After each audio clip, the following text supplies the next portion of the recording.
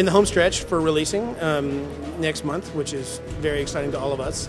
And I guess kind of where we are right now on the multiplayer is we've spent most of our time and energy trying to take the elements that we think are really successful from a single-player game and find ways to fold them into a fun, really kind of robust multiplayer experience that's going to work hand in hand with the level editor that's going to ship with the retail product.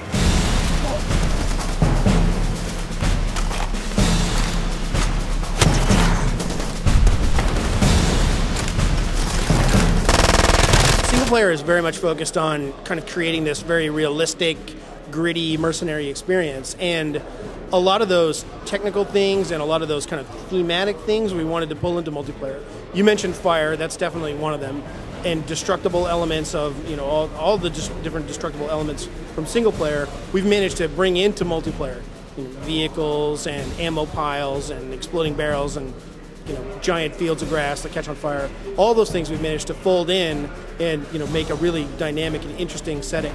We're incredibly proud of the final results, and sort of asked anecdotally if there's things that I could point to sort of point out how cool it is or whatever.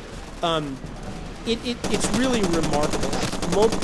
Our development of the multiplayer levels with the retail product, we wouldn't have been able to do it unless we had incredibly flexible tools, because we ran into some very interesting next generation challenges.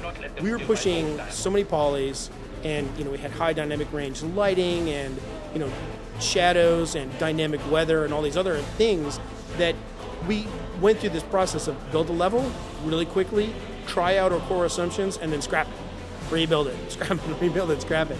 And that was only possible because we had these amazingly flexible tools.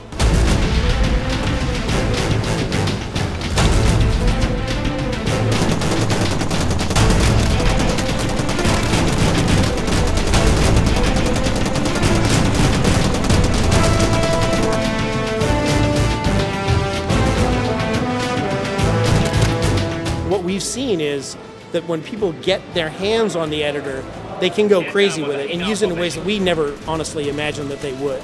A lot of our internal development guys, some of the testers and some of the other people that have been working on the editor have used it to build incredible things. Like one guy built a volcano, filled it with explosive barrels, which was hilarious because you throw a grenade in and boom, the whole map catches on fire, fire's cascading down the hill. Another guy used giant concrete slabs and did some terrain shaping and then placed the concrete slabs so that he actually had what looked like a giant battleship, with water sort of all up around the outside edge.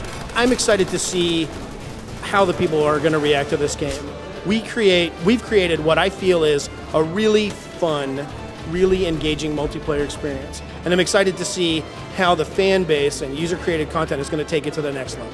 Far Cry 2 coming to PC, Xbox 360, and PlayStation 3 on October 21st.